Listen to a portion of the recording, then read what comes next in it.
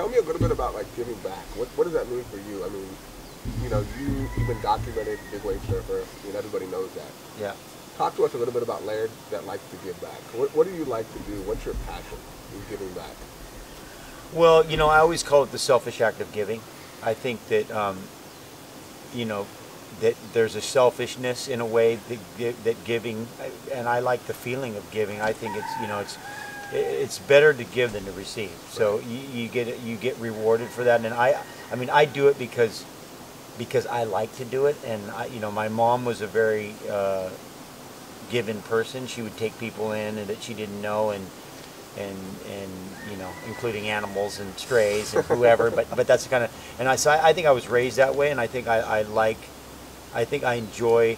I mean, if I could be in a position to make a difference, then I feel it's an obligation and a responsibility. But at the same time, I really enjoy giving, and so I do. I call it the selfish act of giving, but there's something very, very, very satisfying in giving, and that's if you can't make a difference, it's satisfying to give. But if you can make a difference, then it becomes an obligation. And so I have a, I feel like it's an obligation for me to do what I can, where I can, and how I can, within reason, of course.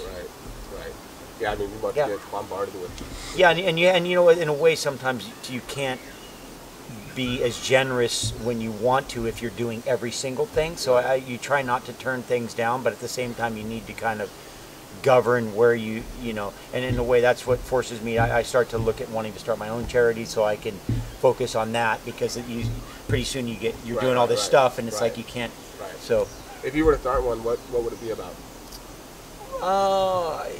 I mean, I think my charity would have multiple charities within it. So it has to do with.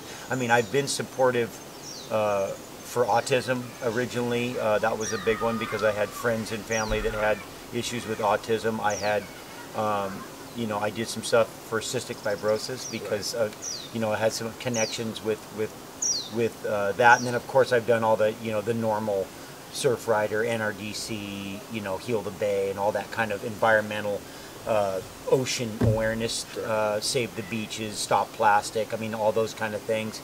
I always kind of go back to save the humans, because there's so many charities for so many things, but meanwhile the people are suffering, and so I feel like I would gear my thing more towards, more towards helping people. Like kids and like people that are starving, and we do a thing for a thing called Rain Catcher, which is to provide clean water to people throughout the world that don't have clean water. It's a simple thing like that. So, I in a way, I kind of want to get in a position one day. It would be a fantasy or a dream of mine to be in a position where you could really do incredibly charitable things anonymously. And have it be more out of because sometimes I think there's an abuse that happens, and so sometimes I avoid being involved in charities if it's going to be perceived that I'm doing it because it's a thing to do instead of because I really, because or because I want to be connected to that, like, oh, that's the guy that does that. I don't do it for that. That's not my style. I do it because I really believe in it, and I also do it because when I'm asked, I usually don't tell people no. Right.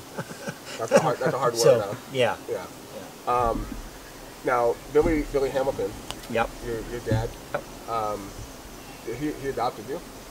Not officially. I was never really ever legally adopted, even though I had his name. So somehow I was able. My mom just put his name on everything I did, and then they just had I had his name. Now, so, have you but yeah, I mean, he was my stepfather. Have you ever known your biological dad? I met my biological dad when I was 21. I found him, and I had a lunch with him, and that was it. And then he just passed away a few years ago. And I have a couple half sisters that I barely know. Okay.